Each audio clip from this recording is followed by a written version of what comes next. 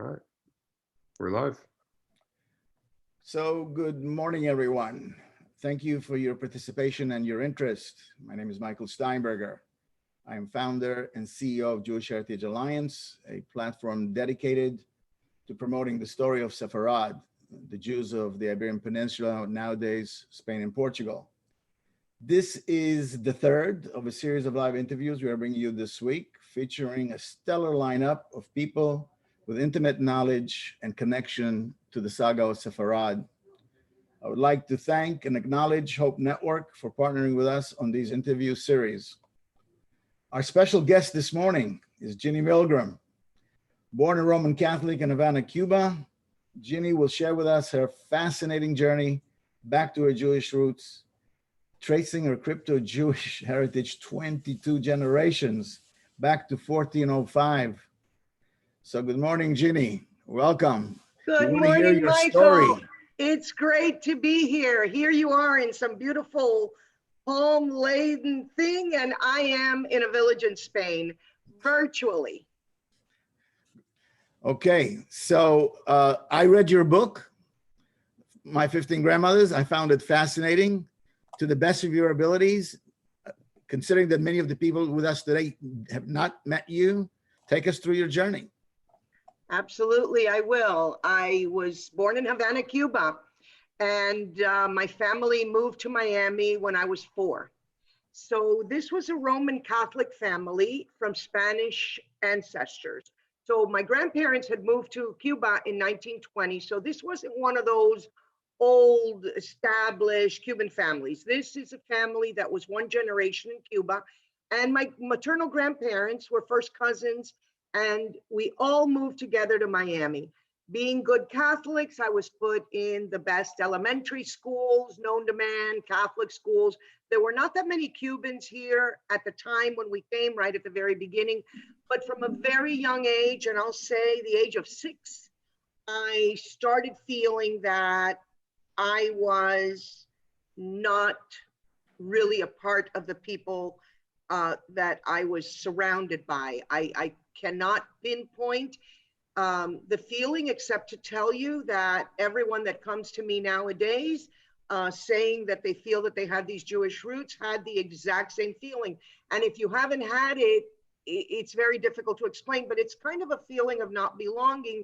And in those intense Catholic school days where there's enough jokes made about Catholic schools in the 60s and the nuns and everything else, but I was feeling a sort of dissonance with the ideology. But I've always been a very, let's say, spiritual, religious. Nowadays it's more PC to say it's spiritual, but I was always religious. So I continued on, and still having my doubts about all the ideology, I continued on to a Catholic high school here in Miami as well, where I was a spiritual leader for the encounters. That's when the church became like more modern-ish in 1972 after the Vatican Council. So now it was all, services on the beach and people swaying their hands back and forth. It was a beautiful spiritual sort of way to be.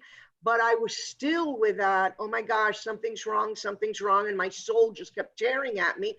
But I went with it because what do you do when you're young, and what do you do? Then I went on to a Catholic university. I went on to Berry College, and at the time it was all women. And there I had the opportunity to kind of spread my wings a little bit. I was very young, I was 15 years old, and I was taking comparative religions. And when I was doing that, we were studying everything from Buddhism to Shinto to you name it, it was happening. And my gosh, when we hit on Judaism, I had one of those epiphanies or aha moments. It was the moment that I said, this is it. This is back to basics. This is where I belong. And I started to really read everything I could and grab onto Judaism, but I didn't follow with any action. It was just the way that I embraced it.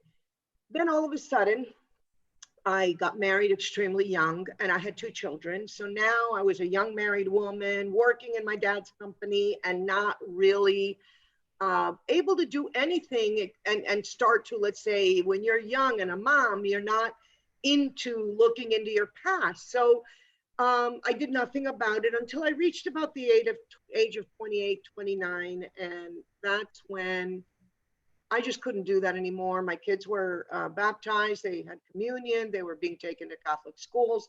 And the minute that I saw my son going into like his first Sunday school at the church, it kind of gave me a deja vu of what am I doing? I'm doing to my child, I'm going to do to my child what I was so uncomfortable doing. He was not in a Catholic school, but it was Sunday school.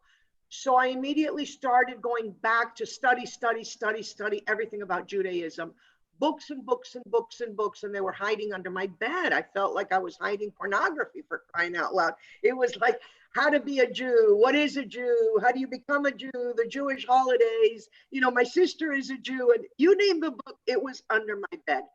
Obviously, this intensity with which I took this on didn't fare well, and I became a single mom. As a single mom, I started going to a Reconstructionist temple. I didn't know, and you know, I had read a lot, but I didn't know any better.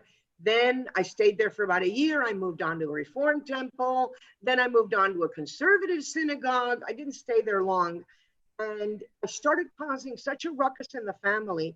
It was so difficult for my family and my mom especially to accept that I was doing this, and there was no stopping me. It was, so I needed more. Having come from a Catholic school background before the days of the swaying on the beach, I was very regimented in what I needed in, let's say, my own religion. And I found a small synagogue in my neighborhood, Orthodox.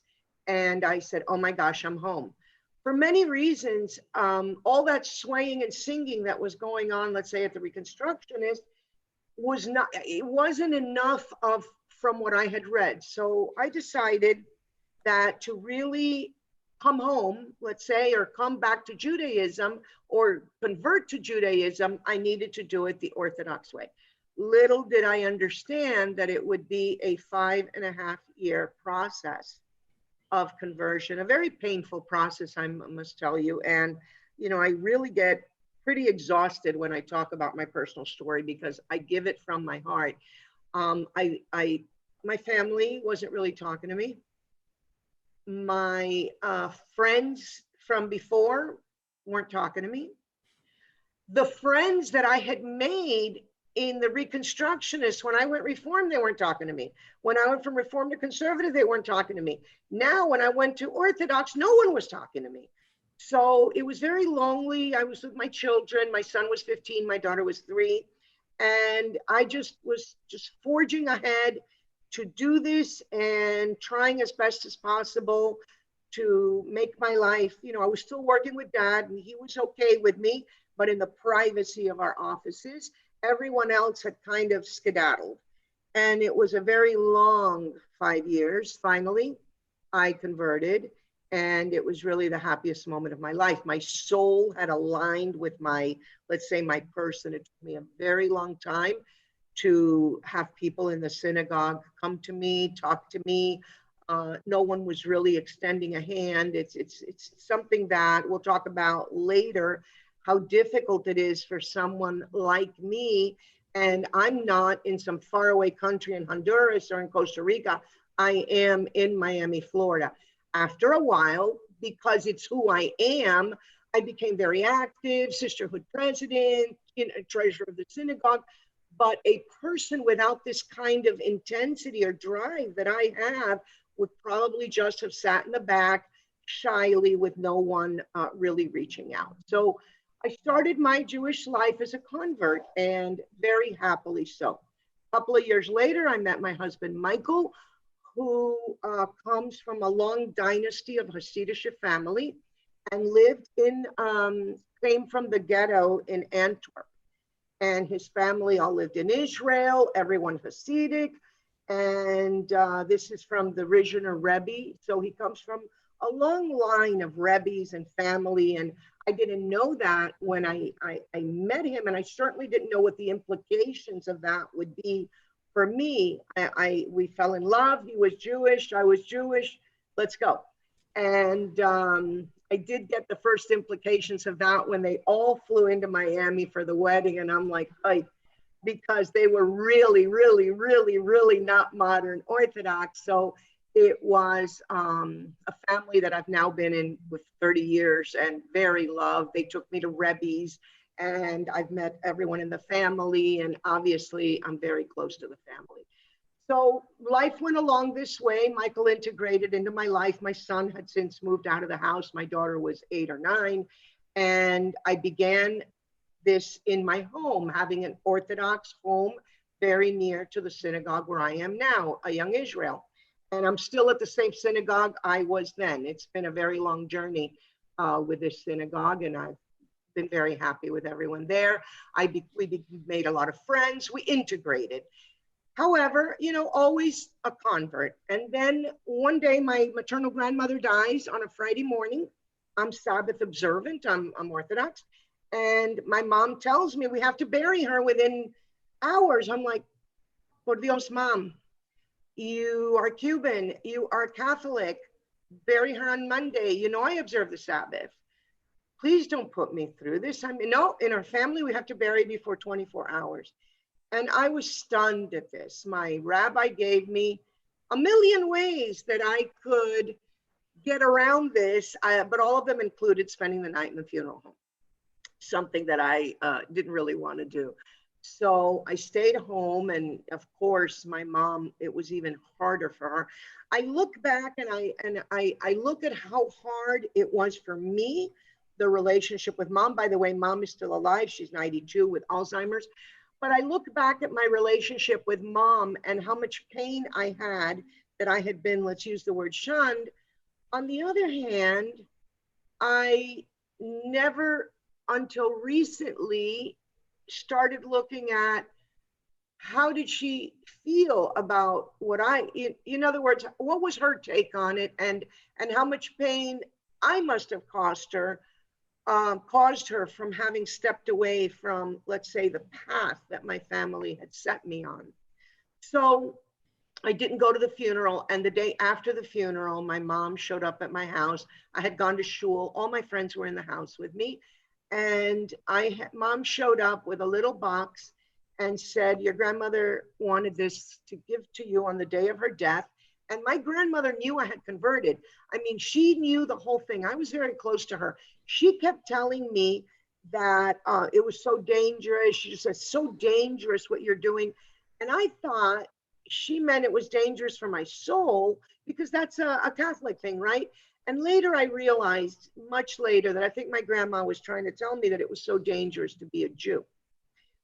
So on that morning, when I opened the box and I see she left me Star of David earrings and a hamsa, very antique, and it was in a plain white box, no fanfare, no tissue paper, no nothing, just rolling around in a little white box. And I said, oh my gosh.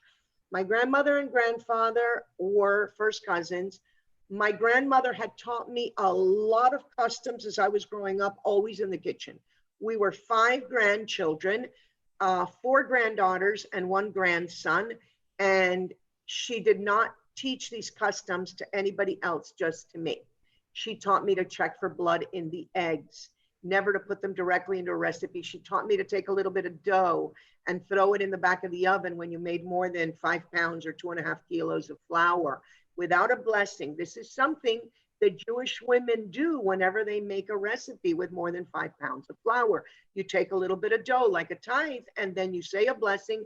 And it's one of the most important blessings that we as Jewish women say. But there was no blessing to my grandmother's custom. It was just take the dough, aluminum foil, burn in the back of the oven, and that's it. So she taught me how to check for insects in the vegetables. And I don't mean just, you know, a perfunctory check of asparagus. No, it was wash them and dry them and look again and put vinegar in the water. In other words, what Jewish women do today, because we are not allowed to eat any kind of an insect. So this went on and on with a lot of, let's say, what are Jewish kitchen customs. And I was taught these, and it never occurred to me that they could have been Jewish at some point. I don't know why it didn't occur to me. I was so focused and really laser focused on getting through this conversion that I didn't think about it. But the minute I opened that box, I realized that it was just something incredible, because I think she was trying to tell me that they were always Jews. And why she didn't verbalize this to me, I have no idea. So I decided at that very moment that because I had not converted my children, and because being Jewish was such an incredible, amazing pride and joy for me, I decided that, you know what, I'm going to research my heritage. And my grandfather had left a tree going back to probably 1790. And since they were first cousins, I could see that their parents were first or second cousins, their parents were cousins, their parents were cousins, and no one ever married outside of the family until it got to my mom. So it was like, wow, this is something. I started reading a little bit on what was written at the time, which was not that much, about the pre-Inquisition Jews. And I said, you know what? Let me investigate their lineage. I got an investigator in Spain. He and I went slowly. I wanted only a maternal lineage. And in traditional Judaism, it's a maternal lineage only, because you always know where the child came from. A lot of people ask me about it, but basically that's the bottom line. If a woman's pregnant, you know she had the baby. So it's only a maternal lineage. And I didn't know what I had to do because nobody had done it before. And if they had done it, it wasn't something. The social media was just in its baby steps, and it was not talked about. But I had sat in front of a Beit Din for so long. I knew that if I had to face a Beit Din anywhere in the world, and of course I figured if I was going to be able to return my family and state that I was born Jewish, I was going to have to face a similar Beit Din. So although I didn't know there was no precedent, what I did know is that I was going to have to find proof positive that every grandmother was linked to the grandmother before. So with this genealogist, luckily, we went back via the Catholic Church. Everybody was Catholic via the Catholic Church. And luckily, the Catholic Church records, when you find one, list the grandmothers and their grandmothers. So it really, every time I found one document, I was able to go back. And I also found, and now in retrospect, it's a blessing that no one died. Can you imagine if somebody had died, that would have been the end of that. So basically, I started going all the way back, and I started finding circumstantial evidence in the files. The genealogist would find them. I would scrutinize them for circumstantial evidence. Evidence such as, for a period of about 200 years, none of the babies in the family were baptized. There is a phrase in the birth and baptism record that says they were not taken to the church out of necesidad. That's how it is in Spanish. And that means that the baby was too ill to be baptized. Now, nobody died. So as ill as all of these babies were at birth, nobody died. So obviously they had found a way around this. Also, my mom, who was aware of my search, not happily, but aware, she kept saying, oh, you're going to find that we were a super Catholic family. You're going to find that we had so many nuns and priests. Well, that started really making me very, very happy, because what I've since learned is that every crypto-Jewish family would make sure that at every generation, it was chock full of nuns and priests. The priests, to make sure that the Jewish rituals were being kept at the same time that the Catholic ritual was going on. So for example, if you were going to be married in a church on a Monday or a Sunday or a Saturday, on Friday, in your home, your family priest, your relative, could be your brother, your uncle, would come to the house. They would sneak you off to a mikvah, a Jewish ritual bath that Sephardic women do before getting married. And then they would marry them Jewishly. And the following day, they'd go to the church and have the whole Jewish wedding.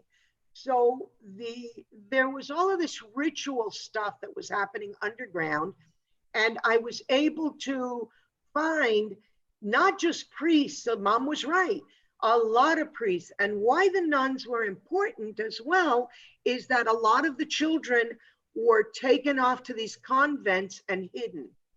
So nuns and priests were, by the way, I even found a saint. So the saint portion, I don't know how it benefits the Jewish or the not, but I even found a saint. So mom was right. You know, that was definitely there. So I had all this circumstantial evidence. When I got to the 15th grandmother, I started documenting my journey. I wrote my first book, the one that you read, My 15 Grandmothers, and it was documenting the whole way that I had gone back, the way that, you know, my spiritual journey heading back, as well as being at 1545 in this village that you can see, the village of my ancestors in Fermosella, Spain, where my family lived for 500 plus years, even though it's right on the border between Spain and Portugal. So they were going back and forth and back and forth, and they were always coming back to this village. It was my granddad was born there, and my grandmother's parents were born there. My mom lived there for a few years at the age of 9. So this was definitely the village. So I put all these documents together in 1545. My genealogist went to try to find a Jewish woman at the end of the line.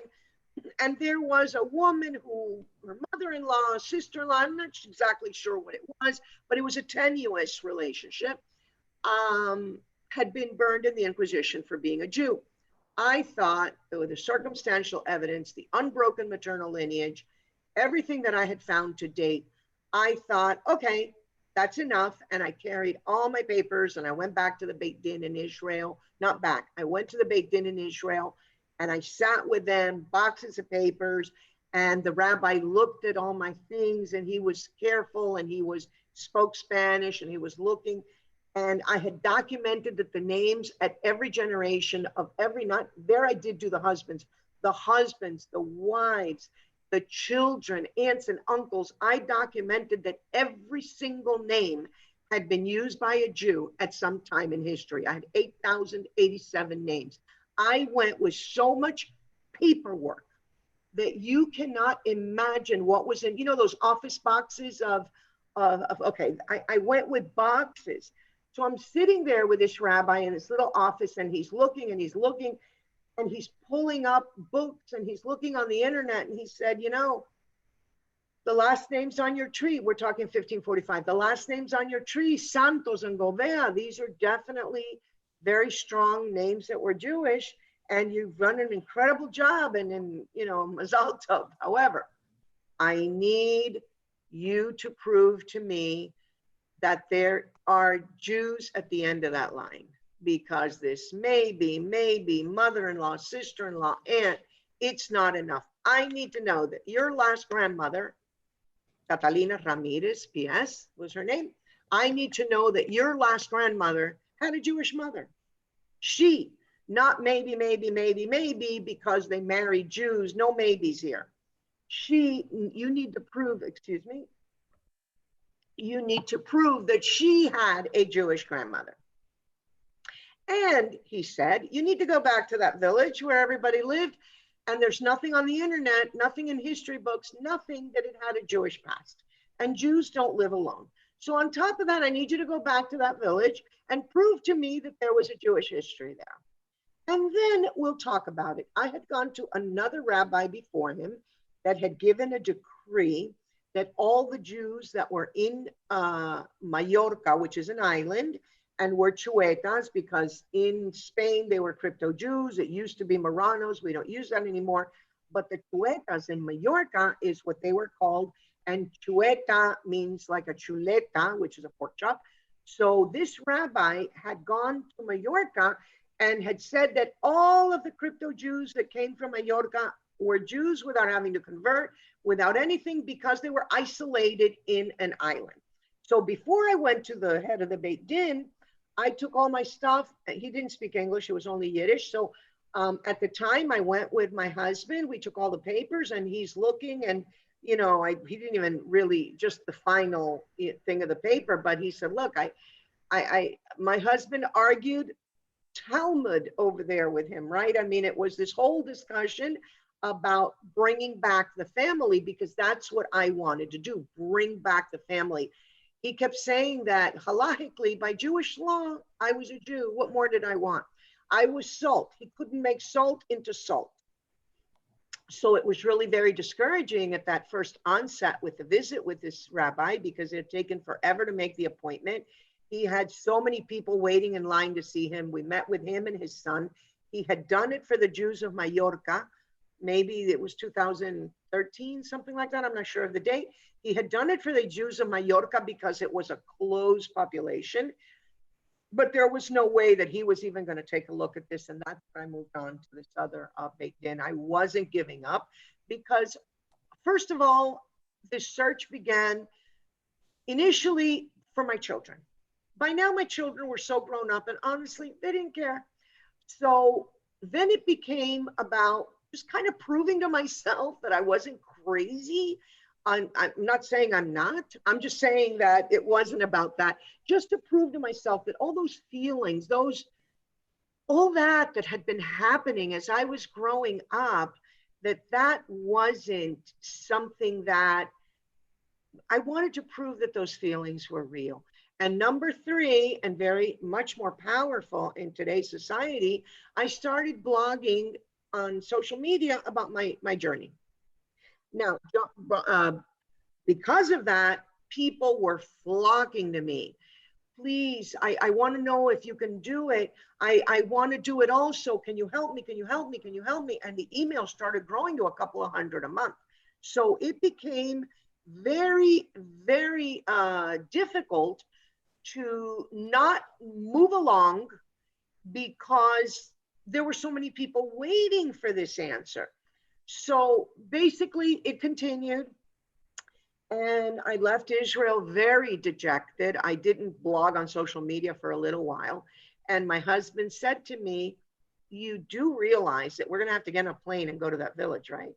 And I'm like, "I'm afraid. I mean, you know, yes, sometimes we do have vulnerabilities." And I said, "Michael, I'm scared to death. To be honest with you," he said, "you cannot sit on this perch 3,000 miles away and expect to get what the rabbis want. You either let this go, you're a halachic Jew, there's no doubt that you are a Jew by choice. So you have two choices. Either we get on a plane and we go to that village, or you just live your merry life and stop." So obviously, I had to go back. And we got to Madrid. We drove 4 hours west. And as we start driving to this village that's right on the tip between Spain and Portugal, right where there would be, let's say, an escape route, I start seeing only Portugal. And somehow it was dusk. And in the dark, across the river, because it's a tiny village, you can see it. I didn't just pick one solitary street. There's no hotel. It's a bed and breakfast. It looks like this all over.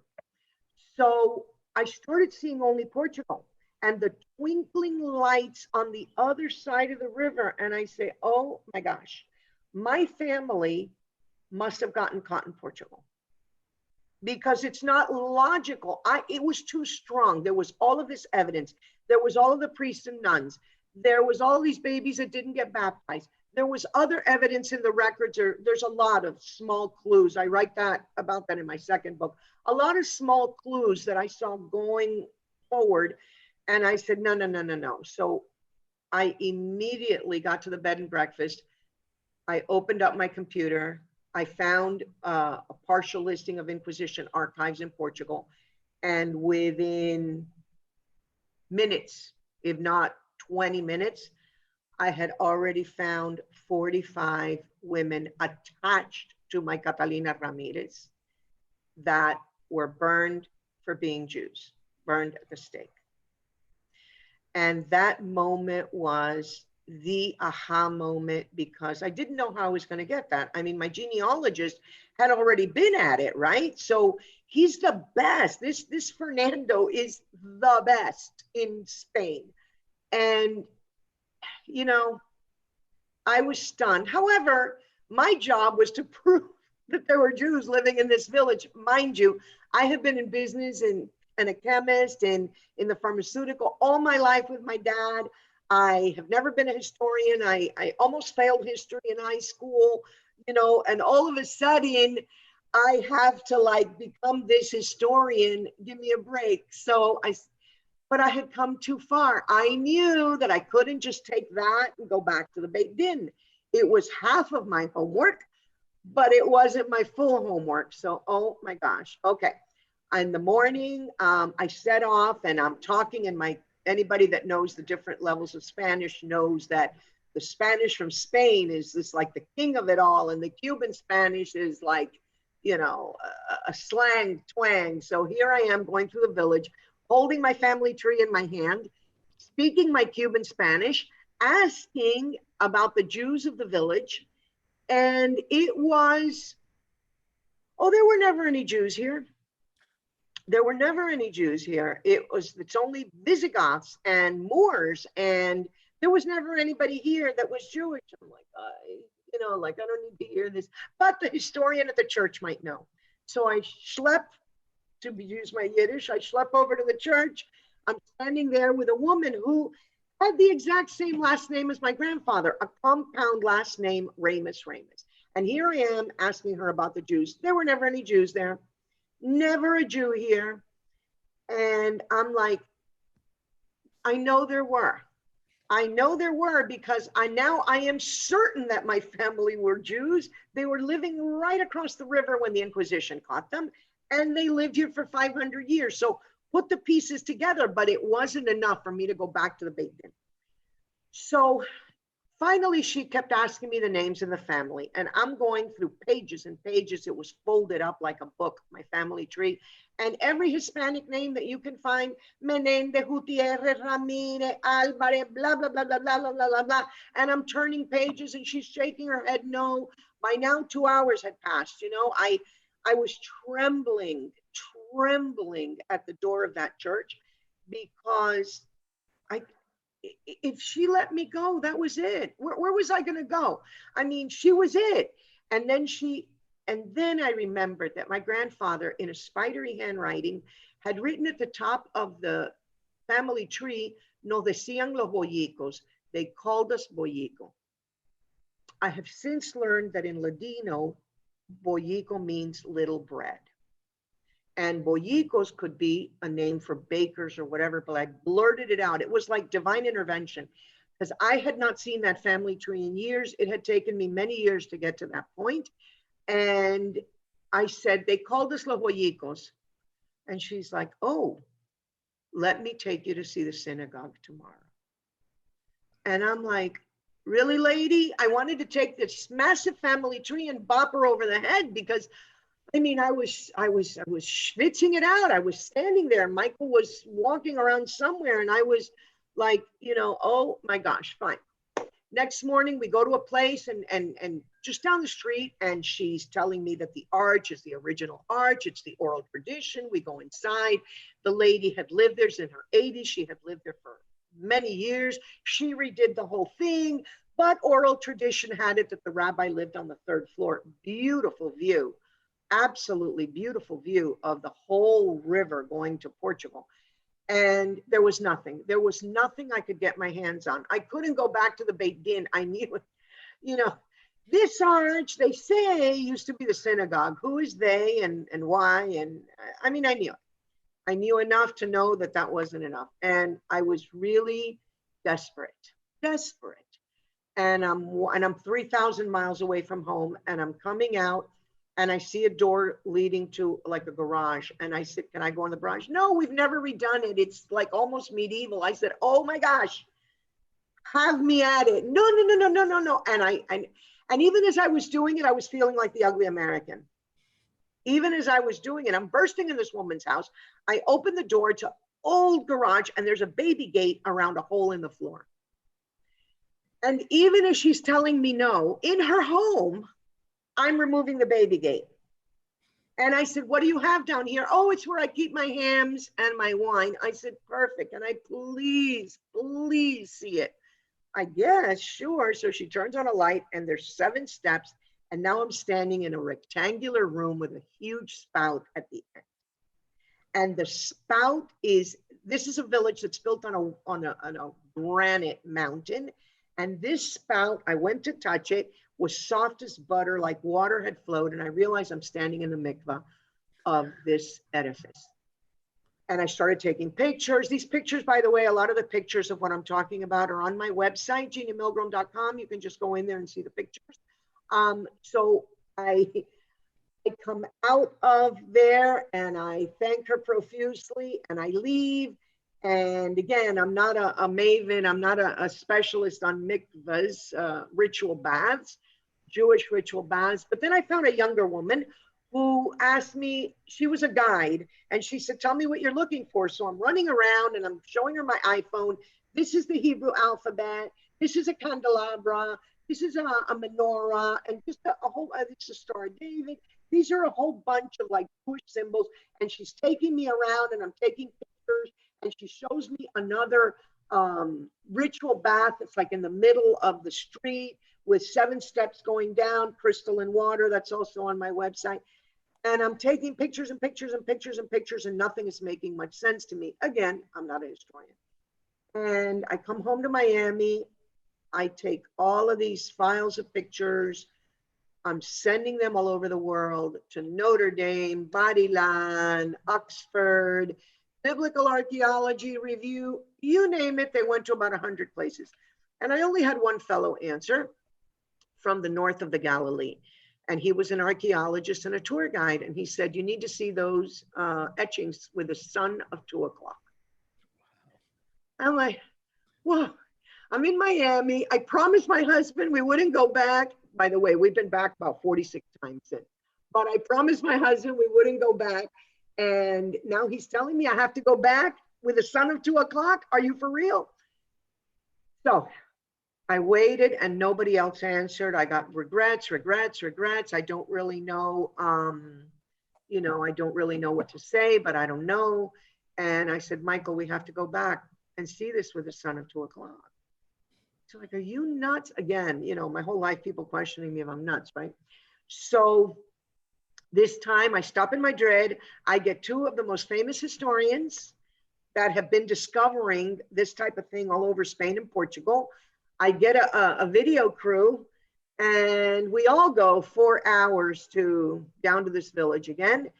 And I'm barely walking into the village when a very elderly man comes and says, what are you looking for? I said, oh, thank you so much. I think, I've already pretty much found what I'm looking, but I was looking for the Jews of the village and their history. He said, what's your family name? Wow. I said, Boyico. And he said, you're a descendant of Uncle Boyico? And I said, yeah, I guess so. And he said, let me show you the synagogue. He was very, very elderly at the time. He was mayor 50 years prior. Very elderly and walking with a cane. And I said, oh, I've already seen it. Thank you so much. He said, no, you haven't. You haven't seen this one. He takes 2 steps. He knocks on a door and he said, open the synagogue. There's a descendant of Uncle Boyico here. Wow. So I go to the door. Mind you, there's this whole entourage, the videos, the historians, my husband, me, a couple of friends that had come with us. And they open and it looks like a dollhouse. The guy opens this door on the side. The kitchen is on the top and there's stairs leading down. And we start walking. And so it looks like a dollhouse when you look at it. It's broken up and you could see that there was like a square or a rectangular open in the kitchen that they had a little rug over it, which means that, and these houses, as you can see, have not changed in centuries. So we go down there and I could see like a shelf that was like an Aron Kodesh. There was benches all around and there was a small exit on the side, like a separate entrance, which would have been like a women's entrance. And I'm standing there and they're all taking pictures and all I'm doing is crying. There's cockroaches running all over my feet and everybody, and I'm not saying a word. I am literally stunned at thinking that my relatives had been made to go from that gorgeous edifice that I saw with the 3 floors, the mikvah, to that hole in the ground to pray, for crying out loud. It's not that they were going down there for parties. They had to go to pray. And it was on that moment that I had my resolve that I was going to absolutely tell this story as much as I could. People tell me that I have a huge passion to tell this story. It actually, honestly, exhausts me to tell this story because there's a lot of pain attached and a lot of ups and a lot of downs, and very difficult to get through it many times. I actually told it yesterday, and I usually try not to do this too often, but now with the Zooms, it's happening.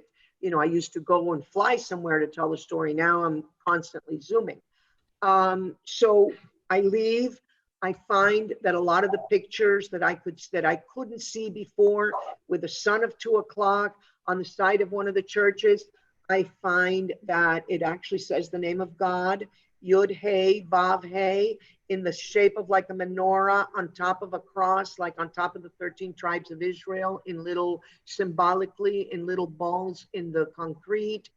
I found like the heraldry of the village had the name Fermoseye, which is the village, written in English letters. And when you turn it around, the letters are in Hebrew, and it says Lisgor, which means closed in Hebrew. So I packed up all this stuff and I made my way back to Israel. I mean, seriously, by tenacity alone, they should have let me know that I was a Jew. Tenacity alone. Who does this? Who does this? Me. So I'm doing this on Facebook, and people now, my emails are coming in triple fold. They're coming in not just, the logical places, Latin America. They're coming, I'm blogging in English, I'm blogging in Spanish. I mean, it's crazy.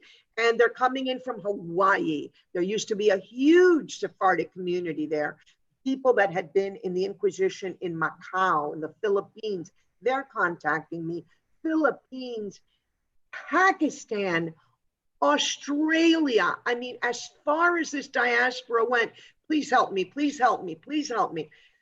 So I'm not there yet. I pack up everything. I go back to Israel. It takes them 2 years to translate everything into Hebrew.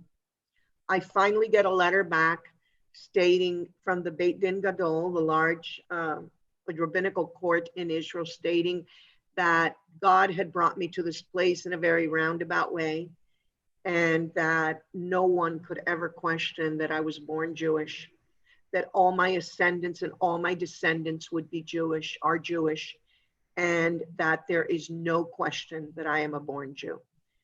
So that's it up to here. If you have any questions, and then I'll continue. We're sort of close on time. I think one of the important questions that probably resonates from your discussion is and I know it's a tall order, but your recommendation for those who find themselves in your predicament and have less tenacity than you do, or availability to follow this trail. What is your recommendation for those who want to come back, have an inkling that they are descendants? What do we do these days? Is there a shortcut here? Are we developing information that can help them? Well, one of the projects that I took on, and I work with B'nai Anusim, or the descendants, day in and day out. I am the Anusim director for an organization called Kulanu, and I am constantly, I have classes twice a week for them, Honduras, Nicaragua, etc. And I get asked this question day in and day out. I have been, since 2015, spearheading a worldwide project to upload all of the Inquisition records that are yet undigitized. And we are working very hard on that. We've made big breakthroughs in Portugal, but we literally have to go back to the Inquisition records of Spain, which are in boxes, Portugal. Some of it is online. I always get people saying, oh, there's a lot of it online. Yes, some of it is online, but it's not indexed. You can't really see it. So I'm trying very hard, and have been for many years, battling the Catholic Church. To be honest, I couple of days ago, I got a very difficult email from one of the archbishops in Spain and Mexico, Lima, Peru, Cartagena, Colombia. When we can get all this information digitized, then people will be able to find their genealogy, but they still have to make their way back via the Catholic Church. And on familysearch.org, which is the Mormon website or the Latter-day Saints website, they have digitized a lot of these church records. So it is definitely possible to go back via the church records. And I did that with my paternal grandmother and got back to the 1600s just on those digitized records that you can get on their website, which is why I wrote my second book, How I Found My 15 Grandmothers, which is available on Kindle for like $5, $6. I mean, it's not, you know, I write these books to document the voyage and the path and what to do. They are not by any means a way for me to make money. They are there to help other people. So I suggest that they do that in a couple of weeks. A lot of the databases that I personally have digitized will be up on Jewish Gen. You can always contact me, but unfortunately, Michael, you have to work your way back until you find all these grandmothers in a row. We're just trying to make that path easier. So I'd like to tell everyone that to contact Ginny, we will have her contact information on Facebook, both her website and her email.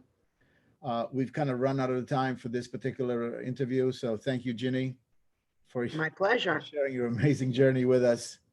I also would like to thank our viewers and invite you to join our upcoming interviews. The next one is in 1 hour this afternoon, and we conclude Thursday, the 17th, for this first series, if you will.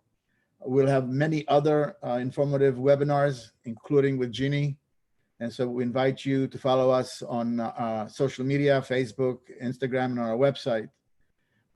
So with this, we conclude. Again, thank you so much, Ginny, really. We appreciate that, an amazing story. And we'll see you all this afternoon. Thank you. Bye-bye, my pleasure. Thank you.